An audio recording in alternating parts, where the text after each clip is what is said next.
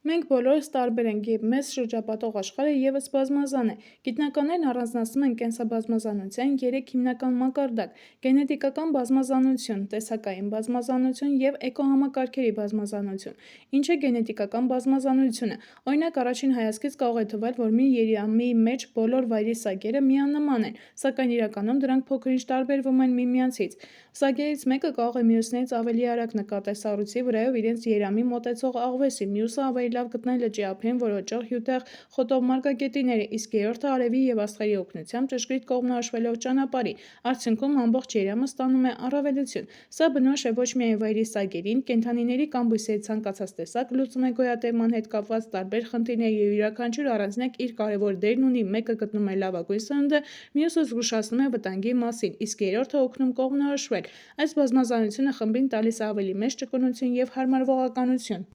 Գենետիկական բազմազանությունը նոր տեսակների առաջացման պատճառներից է։ Օրինակ, վարքի, կառուցվածքի և արտաքին տեսքից սկզբնական փոքր տարբերություններ ունեցող արջերը երկար տարիներ բնակվելով տարբեր պայմաններում արդեն սկսում են տարբեր կերպ հայթայթել։ Ձմռանը քուն են մտնում կամ կարող են առհասարակ հրաժարվել դրանից։ Բազմաթիվ տարիների ընթացքում դրանց սերունդների միջև տարբերություններն ավելանում են և այդպես առաջանում են երկու տարբեր տեսակ, օրինակ՝ գորշ արջը և դրա հիմալայան անվանակիցը։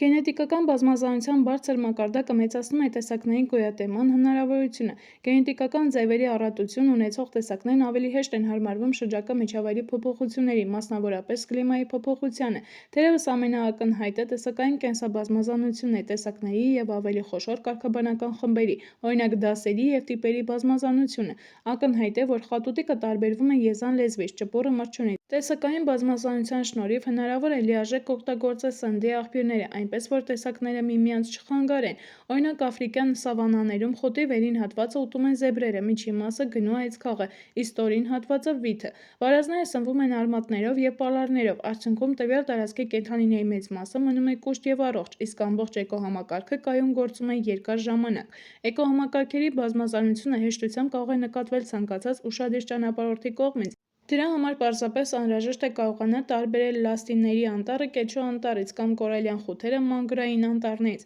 Լանդշաֆտային կամ էկոհամակարգային բազմազանությունը պայմաններ է ստեղծում մեծ թվով օրգանիզմների կյանքի համար՝ ապահովելով ջրի և սննդի աղբյուրներ, թաքստոցներ և միգրացիոն ուղիներ։ Օրինակ, ուժեղ հրդեհի դեպքում որոշ բույսեր կարող են պահպանվել խոնավ ձորակներում, այսինքն որքան ավելի բազմազան են բնական պայմանները, այդքան ավելի շատ են տեսակների գոյատևման և էկոհամակարգի պահպանման հնարավորությունները։ Տեսակների բաշխումը մեր մոլորակի վրա անհավասարաչափ է։ Բնության մեջ տեսակների բազմազանությունը առավելագույնի է հասնում հասարակածի մոտ և նվազում բևեռների ուղղությամբ։ Տեսակային բազմազանությամբ ամենահարուստ էկոհամակարգերն են խոնավ արևադարձային անտառները, որոնք զբաղեցնում են մոլորակի մոտ 7%-ը և պարունակում այսօր հայտնի տեսակների 90%-ից ավելին։ Հայաստանը, չնայած իր փոքր տարածքին, աչքի է ընկնում բացառիկ հարուստ կենսաբազմազանությամբ, որի շնորհիվ Բնության համաշխարհային հիմնադրամի կողմից ընդգրկված է համամոլորակային նշանակություն ունեցող երկրորդ էկոտարածաշրջանների ցանկում։ Այն ճանաչվել է նաև որպես թեժ կետ և ներառվել է 34 առանցքային վտանգված տարածքների ցանկում։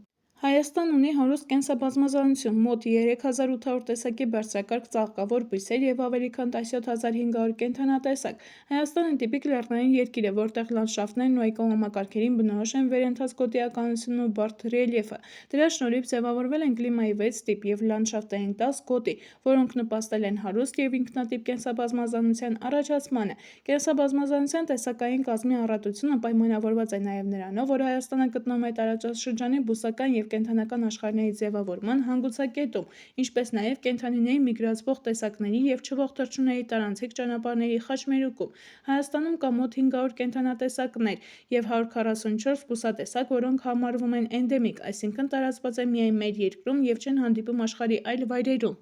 Բարձրակարգ բույսերի խտությամբ Հայաստանը աշխարհում զբաղեցնում է առաջատար տեղերից մեկը։ Յուրաքանչյուր 1000 կմ² տարածքում աճում է մոտ 107 տեսակ։ Մեր երկրում ներկայացված է Կովկասի բոլոր հիմնական բնական էկոհամակարգերը, բացառությամբ խոնավ մերձարևադարձային գոտու։ Հայաստանի տարածքին բնորոշ է նաև ակտիվ տեսակառաջացման գործընթացներ և պատահական չէ, որ միայն վերջին 10 տարվա ընթացքում գիտության համար նկարագրվել է 50-ից ավելի նոր տեսակ։ Հայաստանը հայտնի է նաև մշակաբույսերի վայրի ազգակիցներով՝ մոտ 252 տեսակ տեսակով, որի շնորհիվ այն համարվում է վայրի ցորենի, աշորայի, գարու և ածյականի տեսակների պահպանման գլոբալ կենտրոն։ Այս տեսակներից շատերը հետագայում տարածվել են ամբողջ աշխարհում։ Երկրի բույսերի գենետիկական ռեսուրսների հարուստ բազմազանությունը ներառում է նաև հինավուրց տեղական և ժամանակակից սելեկցիոն սորտեր, ինչպես նաև վայրի ուտելի բույսեր։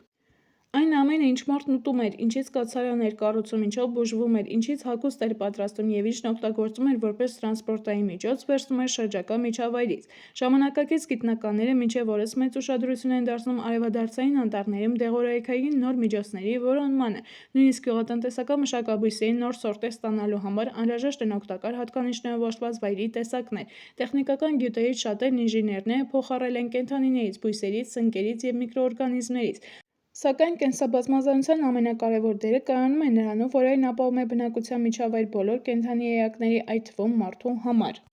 Արդեն միլիոնավոր տարիներ է, ինչ այն ամենը, ինչ աճում, վազում, լողում, սողում և թռչում է, հարմարվել է երկիր մոլորակի մթնոլորտի կազմին և հատկություններին։ Չնայած գազային այս խառնուրդի փոփոխություններն այսօր աննշան է, սակայն մթնոլորտում թթվասին պարունակության նույնիսկ փոքր նվազումը կարող է բացասաբար ազդել թե մարդկանց և թե կենդանիների վրա։ Պարզ է, թե ինչ ծանր հետևանքներ կարող է ունենա թթվասնի ավելի էական նվազումը, որի մակարդակը մթնոլորտում պահպանվում է կանաչ բույսերի շնորհիվ։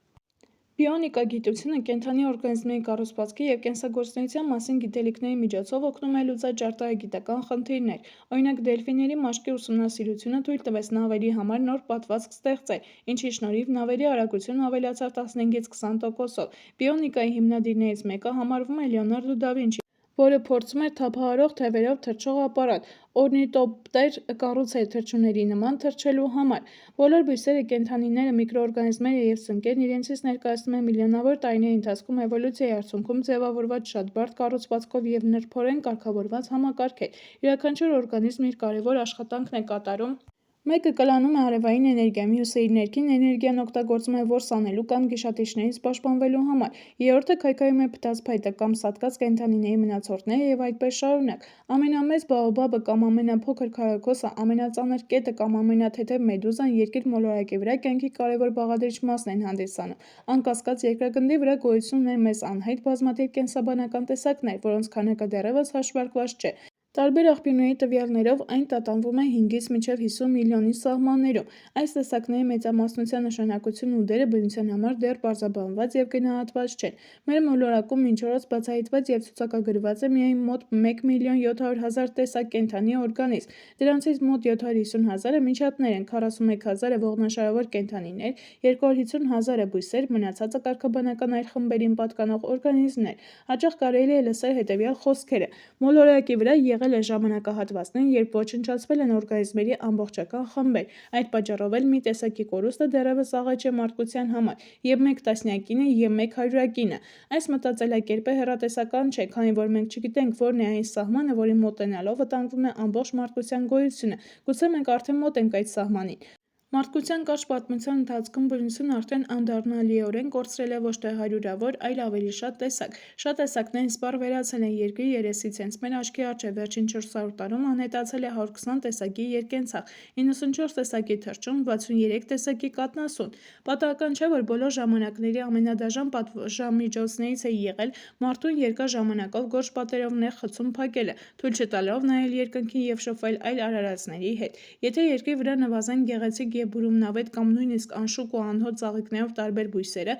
ավելի քիչ լինեն ճկուն ճերմակ աքիսները և սրընթաց մանգաղաթևերը կամ անդյուրաշարժ զրահակիրներն ու դանդաղաշարժ կրիաները, ապա մեր ընդհանուր տունը գնալով կնմանվի այդ գորշ և ձանձրալի խցին։ Կենսաբանական բազմազանությունը մեր մոլորակի ամբողջ կյանքի գոյության հիմնասյունն է։ Դժբախտաբար, հենց մարդիկ իրենց հռչակելով բնության թագավորներ, հեշտությամբ առանց տատանվելու վերացնում են երկրագնդից տարբեր պատճառներով իրենց համար անցանկալի դարձած տեսակները։ Մենք անդառնալիորեն ոչնչացնում ենք բույսերի և կենդանիների ամբողջ տեսակներ և ընդմիշտ վերափոխում ենք էկոհամակարգերն ու լանդշաֆտները, մոռանալով հայտնի դրույթը.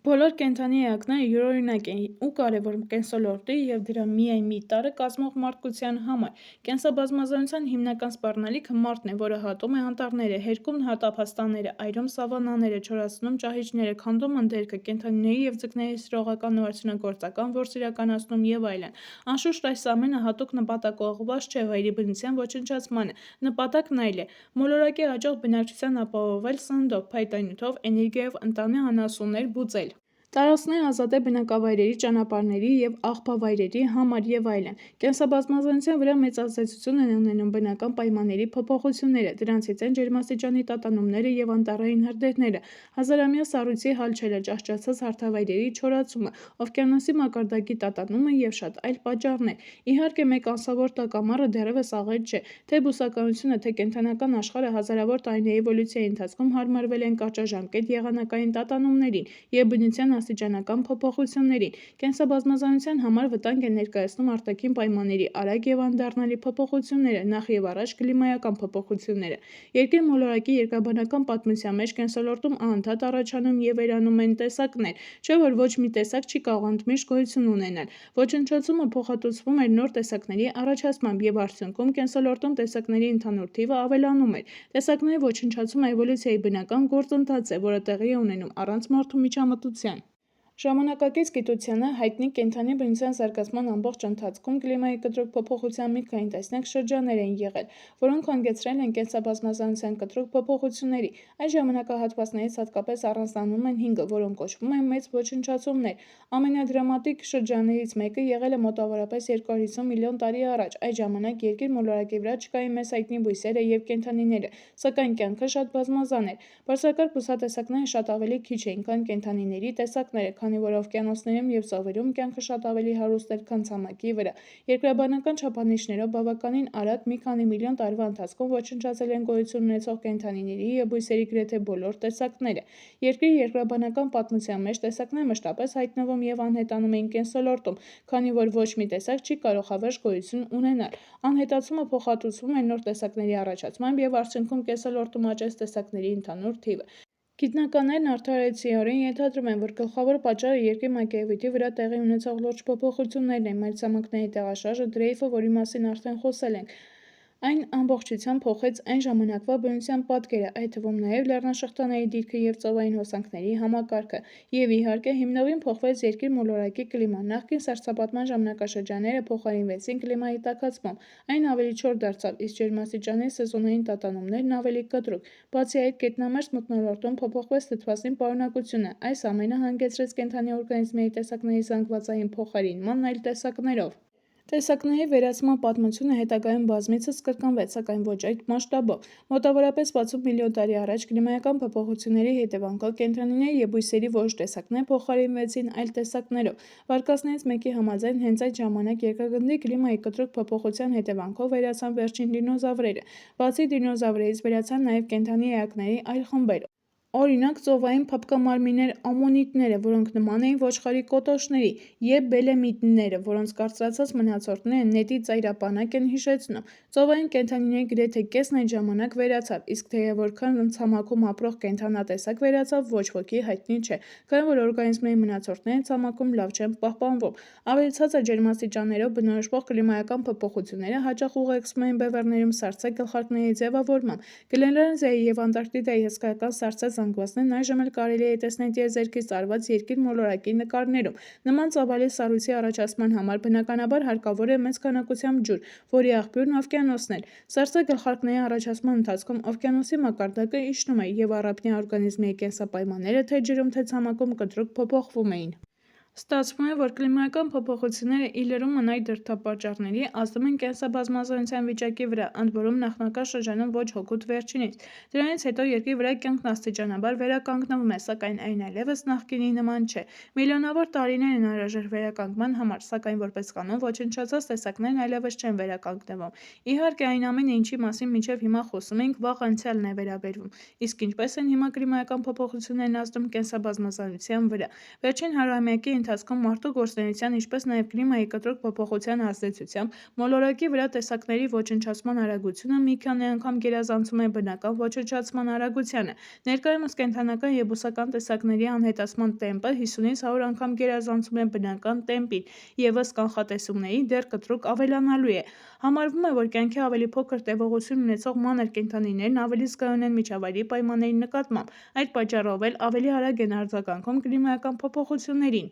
Խոշոր օրգանիզմներն իհարկե նույնպես արձագանքում են, սակայն դա նկատելու համար ավելի երկար ժամանակահատված է անհրաժեշտ։ Սլովակիայի լեռներում գրանցված միջին ջերմաստիճանի փոքր, սակայն կայուն բարձրացումը ընդամենը 1,5 աստիճան Ցելսիուսից 2 աստիճան Ցելսիուսով հանգեցրեց անսպասելի հետևանքների։ Արագաստաթիթեռների ընտանիքին պատկանող ջերմասեր մախաոները և պոդալիրուսները տարածվեցին անտառատափաստանային գոտուց դուրս հայտնվելով ավելի սառը և խոնավ մարգագետիններում։ Բացի այդ, դրանք սկսեցին ավելի հաճախ բազմանալ, ոչ թե տարեկան 2 անգամ, ինչպես սովորաբար լինում էր, այլ տարին 3 անգամ։ Թիթեռի մեկ այլ տեսակ՝ առաջնինն նախկինում տարվա եղանակից կախված ունեցել է տարբեր գունավորում։ Գարնանը ծնվում էին շագանակագույն, ամռանը՝ սև, իսկ աշնանը՝ կրկին շագանակագույն։ Ժամանակի ընթացքում այս թիթեռների բոլոր սերունդները սկսեցին ամռան սերնդին բնորոշ սև գունավորում ստանալ։ Սլովակիայի լեռներում կենսաբանները հայտնաբերել են կեղևակեր բզեզի և ձմեռային երկրաչափ թրթուրի տարածման 2 հակադիր միտում։ Կեղևակեր բզեզն ընդլայնել է իր տարածքը, մինչդեռ հակառակը՝ անպաշտպան թրթուրն այժմ ավելի քիչ է հանդիպում։ Երկու դեպքում էլ միջատների տարածումն ուղիղ կապ ունի ջերմաստիճանի փոփոխության հետ։ Փոքրիկ կուբայական ծառագորտը բնակվում է արևադարձային անտառներում, որտեղ օրվա և տարվա ընթացքում տանվում են աննշան, բայց որոշակի սահմաններում։ Գիտնականների ուշադրությունը գրավեցին տիրոջ և դրա մակաբույծի բորբոցասնկի փոխհարաբերությունը։ Պարզ դարձավ, որ մակաբույծը շատ ավելի քիչ խոցելի է միջավայրի փոփոխությունների պայմաններում, քան վերջինիս տերը։ Նշանակում է կլիմայի փոփոխությունները մակաբույծներին դարձնում են ավելի վտանգավոր, ինչը վտանգում է տիրոջ տեսակի, այս դեպքում կուբայական ծառագորտի պոպուլյացիան։ Հարավային օվկիանոսի ցուրտ ջրերում ջերմաստիճանի նույնիսկ աննշան բարձրացումը հանգեցնում է թթվության բարձր և թթվասին պարունակության նվազման։ Սա հանգեցրել է լատերալուլա էլիպտիկա տեսակի մոլուսկների անբարենպաստ պայմաններից զանգվածային տեղափոխմանը։ Տեսակը կարող է վերարտադրվել միայն կյանքի 3-րդ տարվանից հետո, իսկ այդ տարիքում այս մոլուսկների մկանները թուլանում են, դրանք ի վիճակի չեն լքել իրենց համար անբարենպաստ միջավայրը և մեծ թվով ոչնչանում են։ Կորալյան պոլիպներն առաջիններից են, որ արձագանքում են կլիմայի փոփոխություններին։ Դրանք շատ զգայուն օրգանիզմներ են, չափազանց տաք կամ չափազանց սառը ջուրը, լույսի պակասը, ջրի աղտոտվածությունը դանդաղեցնում են կորալների աճը կամ առհասարակ դադարեցնում են այն։ Կորալյան պոլիպները չեն կարող տեղաշարժվել և շատ դժվար են հարմարվում միջավայրի փոփոխությունների։ Գիտնականները նկատել են, որ ավստրալիական մեծ արգելրախութի շատ հատվածներում կորալները գունազրկվում են։ Կորալները գտնվում են սիմբիոտիկ հարաբերության մեջ միաբջիջ ջրիմուռների հետ, որոնք ոչ միայն ապահովում են կորալների վառ գույնը, այլև մատակարարում են դրանց անհրաժեշտ էներգիայի մեծ մասը։ Այս ջրիմուռները չափազանց զգայուն են ջրի ջերմաստիճանի փոփոխությունների նկատմամբ։ Ջերմաստիճանի բարձրացման հետևանքով դրանց ֆոտոսինթեզի գործընթացը խաթարվում է և դրանք սկսում են վնասական նյութեր արտադրել։ Սա հանգեցնում է զոքսանթայլների վնասմանը և արտամղմանը կորալների ներսից տեղափոխելով ջրի ավելի զով հատվածներ։ Դրա հետևանքով կորալները կորցնում են իրենց գունավորումը, ինչը հայտնի է որպես կորալյան սպիտակեցում։ Եթե ջերմաստիճանը երկար ժամանակ մնում է բարձր, կորալները չեն կարողանում վերականգնել զոքսանթելների հետ իրենց սիմբիոտիկ կապը, ինչը հանգեցնում է դրանց քայքայման և խութերի աստիճանական ոչնչացմանը։ Այնուամենայնիվ, կորալները փրկելու հաջողված օրինակներ կան։ Ավստրալիայի ծովային գիտության ինստիտուտը կորալների վերարտադրողական կենսաբանությունը և էկոլոգիական ուսումնասիրելու համար օգտագործում են ջրային կուլտուրաների մեծ քանակությամբ առողջ կորալների աճեցումը։ Նրանք հավաքում են կորալների բեկորները խութերից, հատուկ ակվարիումներում, ծովային սիմուլյատորում բուծում են տարբեր տեսակների կորալներ և կատարում փորձարկումներ։ Կորալները նվայրի բնության տեղափոխելու արդյունավետ մոտեցումներ գտնելու և դրանց գոյատևումը խութերում բարելավելու համար։ Այս աշխատանքը ներառում է նաև ջերմադիմացկուն կորալների բուծումը։ Աճեցված կորալները կամ բեկորներն այնուհետև սարքերի օգնությամբ տեղափոխվում են խութեր։ Սուզորդները պարբերաբար այցելում են տեղանքները՝ պարզելու և հասկանալու շրջակա միջավայրի պայմանները, որոնցում կորալները լավագույնս գոյատևում և աճում են։ Ուսումնասիրության արդյունքները օգնում են մշակել դեգրադացված խութերում կորալների գոյատևումը բարելավելու մոտեցումներ։ Բևեռային շրջաններում տաքացումը հանգեցնում է սեզոնային ծովային սառույցների տարածքի կրճատմանը։ Սառույցի ստորի մակերևույթի վրա հատկապես ինտենսիվ են զարգանում օվկիանոսի միկրոսկոպիկ բույսերը՝ ֆիտոպլանկտոնը։ Այն հանդիսանում է սննդային շղթայի սկիզբ։ Այս շղթայի հաջորդ օղակներից են մանր խեցգետնակերպերը, ձկները, պինգվինները և ծովային այլ թռչունները, նաև փոկերը։ Շղթան ավարտվում է կապույտ և հարավային հարթ կետերով։ Եթե սառույցը քիչ է, ապա տարածքը բավարար չէ նաև ֆիտոպլանկտոնի բազմացման համար։ Մանր խեցգետնակերպերը չեն բնակվում սննդով աղքատ ջրերում, դրանք փոխարինում են դոնդողանման կիսաթափանցիկ սալպերը, որոնք հնագույն արարածներ են։ Այստեղ սննդային շղթան ընդհատվում է։ Բանալին է, որ որոշ ձկնատեսակներից և ծովային կրյաներից բացի սալպով գրեթե ոչ ոք չի սնվում։ Նման դեպքերում ձմռան ամիսներին կետերը չեն կարողանում բավականաչափ յուղ կուտակել, սննդի պակասի պատճառով աղքատիկ ջրերից հեռանում են նաև մյուս կենդանիները։ Սա բնության մեջ բարդ փոխգործակցության ևս մի վկայություն է, որը բնորոշ է կենսաբազմազանությանը։ Հյուսիսային բևեռային գլխարկի սառույցների կրճատումը կլիմայի տաքացման ամենահայտնի օրինակն է։ Սառույցն անհրաժեշտ է սպիտակ արջի միգրացիայի, ինչպես նաև փոկեր որսալու համար, սակայն փոկերի համար ևս սառույցը կենսական նշանակություն ունի, քանի որ առանց սառույցի դրանք իրենց ձագերի մեծացնելու տեղ չեն ունենա։ Եթե սառցադաշտերի տարածքը սովորականից շատ է փոքրանում, փոկերի քանակը կրճատվում է։ Կերի պակասի դեպքում սպիտակ արջը որսած փոկին ուտում է ամբողջությամբ, մինչդեռ նախկինում սնվում է միայն դրա ճարպի շերտով, իսկ փոկի մսի մնացորդները բաժին էին հասնում Արկտիկայի մյուս բնակիչներին, բևեռաաղվեսին և բազմաթիվ թռչուններին, ինչից դրանք փաստորեն զրկվում են։ Եվրասիայի ծայր հյուսիսում անտառը դանդաղ տարածվում է դեպի տունդրայի գոտի, 100 տարվա ընթացքում գրավելով տասնյակ կիլոմետրեր։ Փոխվում են բազմաթիվ թռչունների բնակության վայրերը և դրանց կերի աղբյուրները։ Արկտիկայի տաք ձմեռներն իսկական աղետ են վայրի և ընտանի եղջերուների համար։ Տաքացումը և ձմեռային անձրևները սառցե շերտով են ծածկում ձյունը, որը եղջերուներին խանգարում է գտնել ձմռան իրենց հիմնական սնունդը՝ քարաքոսը։ Հատակի տիղմում խորը հանգստի փուլում հայտնաբերվում են ձկնկիթ և բազմաթիվ թրթուրներ։ Թռչունները չվում են այլ երկրներ, փոխելով չվելու ուղին, ինչպես նաև բնադրման վայրերը։ Ջրային և ջրամերձ թռչունների համար, ինչպիսիք են օրինակ մեծ ձկնկուլը, մոխրագույն տառեղը, արծաթափայլ որորը, կերը շատ սակավ է։ Դադարում է բնադրել նաև պեկինյան սագը։ Ջրային ռեսուրսների բացակայության պատճառով հեռանում են գայլն ու աղվեսը, փորձուղը և անգամ կռունկը։ Փետրավոր գիշատիչները, որոնց շատ ջուր է անհրաժեշտ մսով սնվելու պատճառով, նույնպես հեռանում են ավելի բարենպաստ վայրեր։ Նույնիսկ երաշտին լավ հարմարված սիբիրյան արջամկան և դահուրյան գետնասկյուռի համար հեշտ չէ։ Ամռանը խոտի պակասը, օրինակ տոլայ նապաստակի համար, ոչ միայն սնունդ հայթայթելու, այլ նաև թաքնվելու համար հարմար տեղ գտնելու խնդիր է առաջացնում։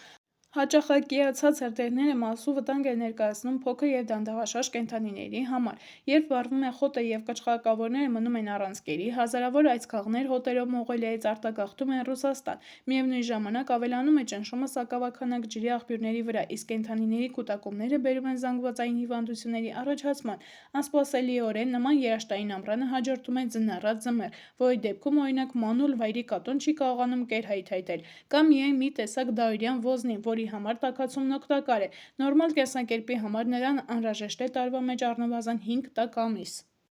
Մարտն ի զորու չէ կասեցնել կլիմայի հարյուրամյակների տատանումները, սակայն կարող է և պետք է նվազեցնի իր բացասական ներդրումը այդ փոփոխություններում, քանի դեռ այն չի բերել անդառնալի հետևանքների։ Ամենակարևորը պետք է նվազեցնել գերսպառումը, որը հյուծում է բնությունը։ Երկրի վրա աստիճանաբար պակասում են այն վայրերը, որտեղ մարդը չի օգտագործել բնական ռեսուրսները, չի ազդել շրջակա միջավայրի վրա։ Արդեն գիտեք, որ բույսերը և կենդանիները բնակվում են որոշակի պայմաններում։ Դրանց գոյատևման համար անհրաժեշտ է պահպանել այդ պայմանները։ Բույսերը, կենդանիները, սնկերը կապված են ոչ միայն միջավայրի, այլև միմյանց հետ։ Այդ պատճառով անհրաժեշտ է պահպանել ոչ միայն առանձին տեսակները, այլև բնական համակեցությունները, լանդշաֆտները։ Հենց այս նպատակով են ստեղծվում բնության հատուկ պահպանվող տարածքները, ազգային պարկերը, արգելոցները, արգելավայրերը և բնության հուշարձանները։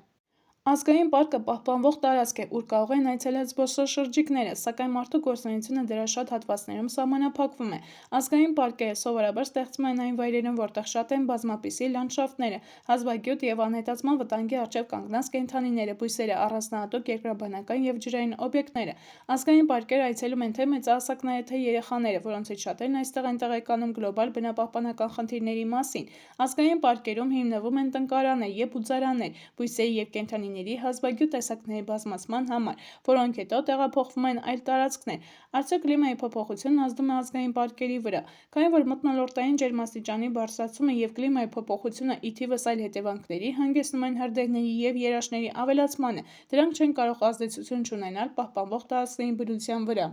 Առաջին ազգային պարկը՝ Ելոութսոնը, ստեղծվել է ԱՄՆ-ում 1872 թվականին։ Պարկի տարածքում կան ջրաբուխներ, ցեխային հրաբուխներ և լճեր։ Տարածված են փշատերև անտառներ, կենդանիներից բիզոնը, սև և գորշ արջերը, եղջերուները, թռչուններից շեփորահար, կարապը, սպիտակագլուխ ծովածիկը և այլն։ Մեծ արգելախութը, որի շնորհիվ իրենց գոյությունը շարունակում են պահպանել բազմաթիվ կենդանի օրգանիզմներ և որը շատ է տուժում կլիմայի փոփոխությունից, պահպանվում է որպես Ավստրալիայի ծովային ազգային պարկի մի մաս։ Այն նաև ներառված է ՄԱԿ-ի կրթության, գիտության և մշակույթի կազմակերպության համաշխարհային ժառանգության ցանկում և ճանաչվել է բնության հրաշալիքներից մեկը։ Սա մեր մոլորակի վրա կենդանի օրգանիզմների կողմից ստեղծված միակ կառույցն է, որը տեսանելի է տիեզերքից։ Great Smoky Mountains ազգային պարկը հայտնի է իր լեռներով, փարթամ անտառներով և վայրի բնությամբ։ Այդ պարկում է գտնվում ամենաերկար հետիոտնային երթուղին և այն Միացյալ Նահանգների ամենաշատ այցելվող ազգային պարկն է։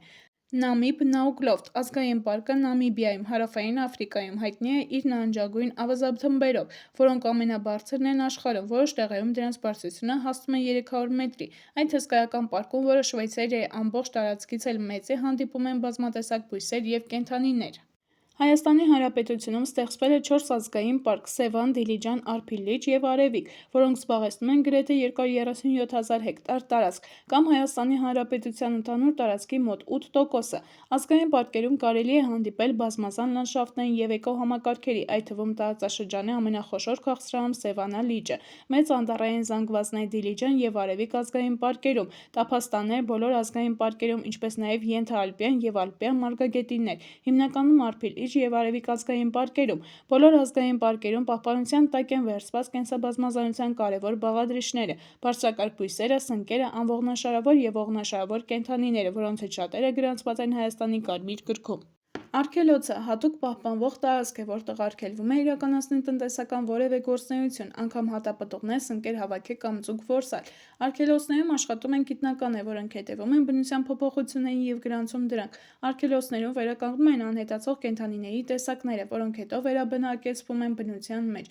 Այն վայրերում, որտեղ բնության վրա մարդու ներգործությունը մեծ չէ, ստեղծվում են կենսոլորտային արգելոցներ։ Որպես կանոն, այդ տարածքներում պահպանվում են տվյալ տեղանքին բնորոշ էկոհամակարգերը, այդ թվում հազվադեպ հանդիպող տեսակները և բնական համակեցությունները։ Կենսոլորտային արգելոցներ կան բոլոր մայրցամաքներում։ Նման տարածքներում բնության պահպանությունը կարևոր է ամբողջ մոլորակի համար։ Կենսոլորտային բոլոր արգելոցները մասնակցում են ՅՈՒՆԵՍԿՕ-ի Մարդ և կենսոլորտը միջազգային ծրագրին։ Հենց այսպիսի տարածքներում են գիտնականներն իրականացնում շրջակա միջավայրի երկարատև ուսումնասիրություններ։ Ներկայում շատ արգելոցներում ուսումնասիրում են բուսական և կենդանական աշխարհի վրա կլիմայի ազդեցությունը։ Օրինակ, Կովկասյան կենսոլորտային արգելոցում գիտնականներն այն եզրահանգման են եկել, որ սարերի լանջերին տեղակայված անտառն աստիճանաբար ավելի վեր է բարձրանում։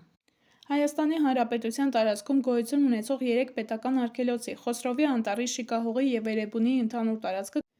կազմում է 35470 հեկտար, կամ երկրի ընդհանուր տարածքի 1,19%-ը։ Այս տարածքներում պահպանվում են լեռնային չորասեր համակեցությունները, մշակովի բույսերի վայրի ցեղակիցները, էնդեմիկ ու ռելիկտային բուսատեսակները, խոնավասեր անտառները, արիդային նոսր անտառները, Հայաստանի Կարմիր գրքում գրանցված կենդանիները և բույսերը։ Խոսրովի անտառը Հայաստանի ամենամեծ արգելոցն է, որի ընդհանուր անտառածածկ մակերեսը կազմում է 4000 հեկտար, արգելոցի 17,8%-ը։ Անտառի կազմում գերակշռում են կաղնին, գիհին, թխկին։ 2017 թվականի օգոստոսին Խոսրովի անտառ պետական արգելոցի տարածքում բռնկվել էր հրդեհ, որը քամու ուժգնության և գիհի ծառատեսակի արագ բռնկման պատճառով շատ արագ էր տարածվել։ Այդ պատճառով, չնայած ձեռնարկված ակտիվ աշխատանքներին, հրդեհը հաջողվեց ամբողջությամբ մարել միայն մեկ ամիս հետո։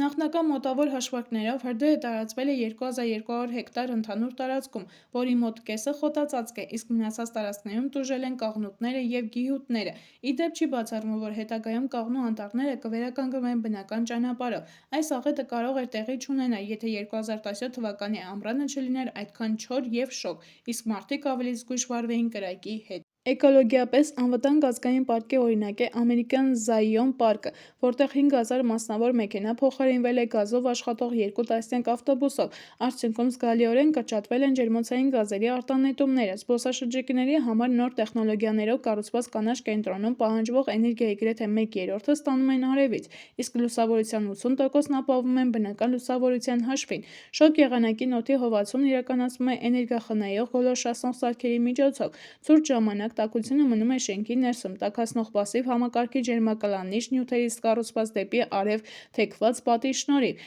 Ռուսաստանի Տագանայի ազգային պարկում բոլորովին վերջերս տեղադրվել է էներգամատակարարման առաջին էկոլոգիական համակարգը։ Պարկի մի տարածքը էլեկտրականությամբ ապահովելու նպատակով այժմ կիրառում է հողմային էներգիա և արևային էներգիա, ընդ որում համակարգը ավտոմատ կերպով որոշում է, թե տվյալ պահին որ էներգիան է ավելի շահեկան օգտագործել՝ արևային թե հողմային։ Նախկինում այստեղ օգտագործում էին բենզինով աշխատող գեներատորներից ստացվող էներգիան, դա թանկ էր և վնասակար շրջակա միջավայրի համար։ Ադլերում Կովկասի պետական բնական կենսոլորտային արգելոցի Սոչիի ազգային պարկի հարավային կուլտուրաներ պարկում տեղադրվել է լուսավորման նոր համակարգ, որն աշխատում է արևից և քամուց ստացվող էներգիայով։ Արգելավայրերում պահպանվում են ոչ թե ամբողջական բնական համակեցությունները, այլ դրանց առանձին բաղադրիչները, օրինակ միայն բույսերը կամ կենդանիները, ժայռերը կամ քարանձավները։ Սա նշանակում է, որ այս տարածքում արգելվում է մարդու միայն այն գործունեությունը, որը սպառնում է կոնկրետ պահպանվող օբյեկտին։ Հայաստանի Հանրապետությունում գոյություն ունի 27 արգելավայր, որոնք զբաղեցնում են մոտ 115,000 հեկտար կամ երկրի ընդհանուր տարածքի գրեթե 4%-ը, իսկ պաշտոնապես գրանցված բնության հուշարձանները 232-ն են։ Բնության հուշարձանները եզակի կամ տիպիկ օբյեկտներ են, որոնք արժեքավոր են գիտական, մշակութաճանաչողական և առողջարարական տեսանկյունից, օրինակ լճերը, առանձին ծառերը, երկրաբանական տեսարժան վայրերը, հնագույն պարկերը։ Բնության հուշարձանների տարածքում արգելվում է միայն այն գործունեությունը, որը վնաս է հասցնում պահպանվող օբյեկտին։ Բնության հուշարձաններն ըստ ծագման լինում են երկրաբանական, ջրաերկրաբանական, ջրաբանական, բնապատմական և կենսաբանական։ Հայաստանի բնության հուշարձանների հայտնի օրինակներից են բազալտը երգեհոնը Գառնիի կիրճում և Շաքերի ջրվեժը, հին Գորիսի Կյորես հրաբխային ապարները, Բախտի կամարը, բնական քարե թունելը և այլն։ Ներկայումս աշխարհում ստեղծված 180,000 պահպանվող տարածքներ, որոնք զբաղեցնում են երկրագնդի ցամաքային մակերեսի մոտ 13%-ը և մերձափնյա ջրային տարածքների 7,2%-ը, հանդիսանում են կլիմայական փոփոխությունների հակազդեցության աջակցող միջազգային գործունեության անբաժանելի մասը։ Այս տարածքները նպաստում են մթնոլորտում ջերմածային գազերի պարունակության կրճատմանը, կլանելով և կուտակելով ածխածինը բնական էկոհամակարգերում, անտառներում, ջրաճահճային հանդակներում, մարգագետիններում, մերձափնյա ծովային և օվկիանոսային տարածքներում։ Պարզվել է, որ ածխածնի համաշխարհային պաշարի 15%-ը պարունակվում է հատուկ պահպանվող տարածքների գլոբալ ցանցում։ Օրինակ, Կանադայում ազգային պարկերի բուսականությունում և հողում պարունակվում է 4 միլիարդ տոննա ածխածին։ Մյուս կողմից, պահպանվող տարածքներն աջակցում են բնության հարմարվողականության բարձրացմանը, քանի որ պահպանում են էկոհամակարգերի ամբողջականությունը և կայունությունը, մեղմում ծայրահեղ աղետների, ջրհեղեղի, սողանքի, հրդեհի երաշտի հետևանքները։ Բնության հատուկ պահպանվող տարածքները նաև աջակցում են էկոհամակարգերի այն գործառույթներին, որոնք ապահովում են գյուղատնտեսական արտադրությունը և ձկնորսությունը, ջրի մաքրությունը և հողաշերտերի կայունությունը, դրանով էլ օգնելով մարդկությանը դիմակայել կլիմայի փոփոխության հետևանքներին։ Հայտնի է օրինակ, որ ծովային պահպանվող տարածքների ստեղծումը 50%-ով մեծացրել է ձկնային որոշ պոպուլյացիաների չափը։ Պահպանվող տարածքները նաև կլիմայական ապաստաններ են կենդանիների շատ տեսակների համար, որոնք ապրելավայրի սովորական պայմանների փոփոխության դեպքում առաջին հերթին ապաստան են փնտրում պահպանվող տարածքներում, ստեղծելով այնտեղ նոր, կայուն պոպուլյացիաներ։ Հարկ է նաև նշել, որ այս համակարգերում պահպանվող գենետիկական բազմազանությունը այն եզակի աղբյուրն է, որը կարող է օգտագործվել կլիմայի տաքացմանը հարմարեցված ջերմադիմացկուն և չորադիմացկուն նոր սորտերի ստացման համար։ Արդեն իսկ մի շարք պահպանվող տարածքներում կատարված հետազոտությունների շնորհիվ հայտնաբերվել է շուրջ 100 վայրի բուսատեսակ, որոնց օգտագործումը նոր կուլտուրական սորտերի ստացման համար կբարձրացնի դրանց դիմացկունությունը կլիմայի փոփոխության նկատմամբ։ Որոշ պարկեր զբոսաշրջիկներն առաջարկում են տեղաշարժվել ոչ թե մասնավոր մեքենաներով, այլ հասարակական տրանսպորտով, որոնք աշխատում են այլընտրանքային վառելիքով։ Պարկի աշխատակիցները նույնպես այնպիսի տրանսպորտ են օգտագործում, որն ամենաքիչն է ազդում շրջակա միջավայրի վրա։ Այցելուների սպասարկման վայրերում էներգիա են ստանում քամուց, արևից, տաք աղբյուրներից։ Առավելագույն չափով կիրառվում են բնական լուսավորությունը, լուսադիոդային լուսատուները, իսկ ծառայողական շենքերի էներգիա մատակարարում են արևային մարտկոցները։ Զբոսաշրջիկներին առաջարկում են հուշանվերներ, որոնք պատրաստված են երկրորդական հումքից։ Սրճարանում առաջարկում են ճաշատեսակներ, որոնք պատրաստված են տեղում, շրջակա միջավայրի համար անվտանգ կերպով ստացված մթերքից։ Հատուկ ընտրված սանտեխնիկայի շնորհիվ ջուրը խնայողաբար է օգտագործվում։ Բազմաթիվ ցուցատախտակների միջոցով զբոսաշրջիկները ծանոթանում են էկոլոգիապես գրագետ և անվտանգ վարքագծի կանոններին։ Սովորական զբոսաշրջիկը տարբերվում է էկոտուրիստից նախևառաջ բնության հանդեպ վերաբերմունքով։ Էկոտուրիզմը բնութագրվում է բնական միջավայրի վրա համեմատաբար թույլ բացասական ազդեցությամբ, ինչի շնորհիվ ստացել է նաև մեղմ տուրիզմ անվանումը։ Սա տուրիզմի այն ձևն է, որը շահագրգռված է պահպանել իր հիմնական ռեսուրսը՝ բնական միջավայրը։ Էկոտուրիզմի հիմնական նպատակներն են օգնել վայրի բնության պահպանությանը և ռեսուրսների ողջամիտ օգտագործմանը, ծանոթանալ տարածքի բնական և պատմամշակութային ժառանգությանը և պահպանել այն։ Էկոտուրիզմը առաջացել է ոչ վաղ անցյալում, երբ մարդիկ սկսել են հասկանալ բնության արժեքը։ Տարեցտարի էկոտուրիստների թիվը աճում է։ Էկոտուրիզմը հնարավորություն է ընձեռում տեսնել կուսական վայրի բնության բազմազանությունը, գիտակցել, թե որքան կործանարար կարող է լինել մարդու ազդեցությունը դրա վրա ու մտածել հետևյալ հարցի շուրջ. իսկ ինչ կարող եմ ես անել իմ մոլորակի համար։ Էկոտուրիզմի շնորհիվ մարդիկ ուսումնասիրում են բնության կանոնները, մասնակցում բնության պահպանությանն ուղղված միջոցառումների և ձգտում նվազագույնի հասցնել իրենց ազդեցությունը շրջակա միջավայրի վրա։ Բացի այդ, էկոտուրիստական ընկերություններն իրենց եկամուտների մի մասը տրամադրում են շրջակա միջավայրի պաշտպանությանը և ուսումնասիրությանը։ Բնության կուսական շատ տարածքներ գտնվում են խոշոր բնակավայրերից հեռու, գյուղական շրջաններում, որտեղ տեղի բնակչությունն աղքատ է, օրինակ Հարավային Ամերիկայի ջունգլիներում կամ Թայլանդի լեռնային շրջաններում։ Էկոտուրիզմի զարգացման շնորհիվ այդ տարածքների բնակիչները կարող են աշխատանք և լրացուցիչ եկամուտ ստանալ՝ նվազագույն վնաս հասցնելով բնությանը։ Այսպիսով, էկոտուրիզմը օգնում է մարդկանց տեսնել բնության գեղեցկությունը և անկրկնելիությունը, հասկանալ, թե որքանով է շրջակա միջավայրում ամեն ինչ փոխկապակցված և որքանով է շրջակա միջավայրի վիճակը կախված մարդու գործունեությունից։ Առաջին հայացքից թվում է, թե էկոտուրիզմը և կլիմայի փոփոխությունն այդքան էլ փոխկապակցված չեն, սակայն դա այդպես չէ։ Զբոսաշրջային շատ կազմակերպություններ հատուկ ուշադրություն են դարձնում այս խնդրին։ Ինչ է ճանապարհորդությունը, դա նախևառաջ տեղաշարժ է ինքնաթիռով, նավով, գնացքով, ավտոմեքենայով կամ ավտոբուսով։ Տրանսպորտային բոլոր միջոցները վառելիք են օգտագործում՝ արտանետելով ջերմոցային գազեր և աղտոտելով շրջակա միջավայրը։ Էկոտուրիզմի համար հարմար են հեծանիվը, ոտքով և ձիով տեղաշարժվելը, գետերով լողալը։ Կարելի է զբոսաշրջային երթուղին այնպես կազմակերպել, որ հնարավորինս քիչ օգտագործվեն ավտոմեքենաները, ընտրել էկոլոգիապես ավելի անվտանգ տրանսպորտային միջոցներ։ Շատ մարդիկ, հոգնելով աղմուկից, տրանսպորտից և քաղաքում բնակվելու այլ գրավչություններից, մեկնում են հանգստի գյուղական վայրեր։ Սովորում պտուղ բանջարեղեն աճեցնել, սնվում էկոլոգիապես մաքուր սննդով։ Սովորաբար նման փոքր ֆերմերներն օգտագործում են էներգիայի այլընտրանքային աղբյուրներ, հրաժարվում են քիմիական պարտանյութերից և թունաքիմիկատներից, օրգանական մնացորդներից կոմպոստ են պատրաստում։ Նման էկոֆերմաներ կան շատ երկրներում, սակայն դրանք հատկապես մեծ տարածում ունեն եվրոպական երկրներում, Ավստրալիայում, Նոր Զելանդիայում, ԱՄՆ-ում և Կանադայում։ Իսկ ինչ է կարմիր գիրքը և ինչի համար է այն անհրաժեշտ։ Կարմիր գիրքը հազվագյուտ և անհետացման վտանգի առջև կանգնած կենդանիների, բույսերի և սնկերի ցանկ է։ Գրքի գույնը հիշեցնում է վտանգի և այն մասին, որ անհրաժեշտ է պաշտպանել և պահպանել այս վտանգված տեսակները։ Կենդանի օրգանիզմները, որոնք անհրաժեշտ է պահպանել ամբողջ մոլորակի վրա, ներառված է միջազգային կարմիր գրքում։ Դրա գլխավոր օրինակը պահպանվում է շվեյցարիական Մորժե քաղաքում և հրատարակվում է Բնության պահպանության միջազգային միության կողմից։ Առաջին հրատարակությունը լույս է տեսել 1963 թվականին։ Արտաքինից այս գիրքն ավելի շատ նման է թերթվող օրացույցի, քանի որ ժամանակի ընթացքում տարբեր տեսակների մասին նոր տեղեկություններ են բացահայտվում, և գրքում ավելացնում են էջեր նոր բույսերի, կենդանիների և սնկերի անվանումներով։ Կարմիր գիրքը անընդհատ փոփոխվում և համալրվում է։ Կարմիր գրքում տեղեկություններ կան յուրաքանչյուր տեսակի տարածվածության, քանակության, բնակության, միջավայրի առանձնահատկությունների պահպանության միջոցառումների մասին և այլն։ Կարմիր գրքի էջերը տարբեր գունավորում ունեն։ Սևով ներկայացվում են արդեն վերացած տեսակների անվանումները։ Դրանց շարքին են դասվում օրինակ ծովակովը, թափառաշրջիկ աղավնին, դրոնտը։ Կարմիր էջերը նվիրված են անհետացող կամ շատ հազվագյուտ կենդանիներին։ Այն կենդանիները, որոնց քանակն արագ տեմպերով կրճատվում է, ներկայացվում են դեղին էջերում։ Կենդանիները և բույսերը, որոնք բնության մեջ հազվադեպ են հանդիպում, նկարագրված են սպիտակ էջերում։ Կան տեսակներ, որոնք դեռևս բավականաչափ ուսումնասիրված չեն, քանի որ բնակվում են դժվարամատչելի վայրերում։